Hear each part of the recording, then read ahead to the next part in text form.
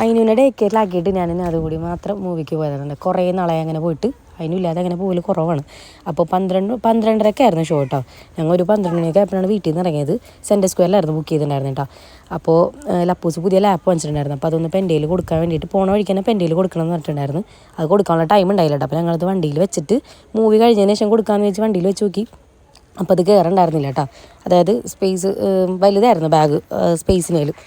പിന്നെ ഞങ്ങൾ നേരെ സെൻറ്റർ സ്ക്വയറിലോട്ട് പോയി.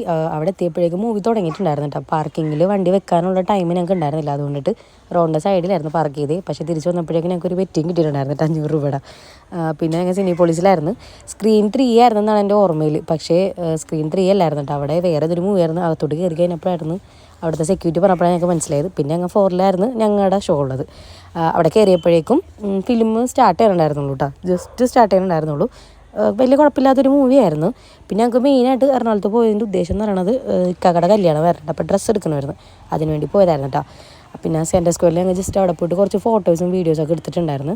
അത് കഴിഞ്ഞ് തിരിച്ച് വന്നപ്പോഴാണ് ബർഗർ കിങ്ങിൽ ഐസ്ക്രീമിന് എന്തൊരു ഓഫർ ഉണ്ടായിരുന്നു കേട്ടോ. 2 എണ്ണം 30 ഒരു പ്രീമിയം ക്വാളിറ്റി ഐസ്ക്രീം ആയിരുന്നു കേട്ടോ. നമ്മൾ നോർമലി ഈ കടയിൽ നിന്നൊക്കെ വാങ്ങിക്കണേലും നല്ലതായിരുന്നു.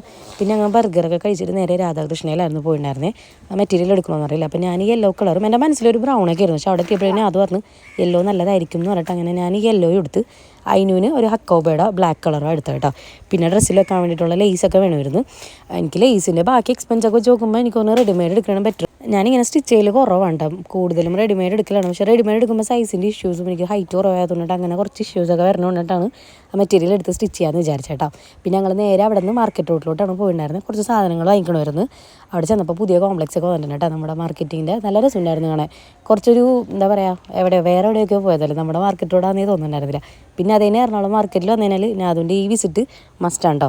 എവിടെ പോയി കഴിഞ്ഞാലും ഞങ്ങൾ അവിടുത്തെ ഒരു ഫിഷും കുറേ ബേർഡ്സൊക്കെ ഉള്ളൊരു സ്ഥലമാണ് അവിടെ. പക്ഷേ വീഡിയോ ഒന്നും എടുക്കാൻ പാടില്ലായിരുന്നില്ല. അതുകൊണ്ടാണ് ആ എൻട്രി മാത്രം എടുത്തത്. പിന്നെ വേറൊരു കടയിൽ കയറിയിട്ട് പൂരിയും വാങ്ങിച്ച് പിന്നെ വീടിൻ്റെ അടുത്തുള്ളൊരു കരിമ്പിൻ്റെ ജ്യൂസ് കിട്ടുന്ന ഒരു കടയാണ്. നല്ല ജ്യൂസാണ് കേട്ടോ. ഞാനും അത് അവിടെ നിന്ന് കുടിച്ച് പിന്നെ അതിനും ഉമ്മച്ചിക്കുള്ള പാർസൽ വാങ്ങിച്ചിട്ടാണ് വീട്ടിൽ പോയിട്ടുണ്ടായിരുന്നത്.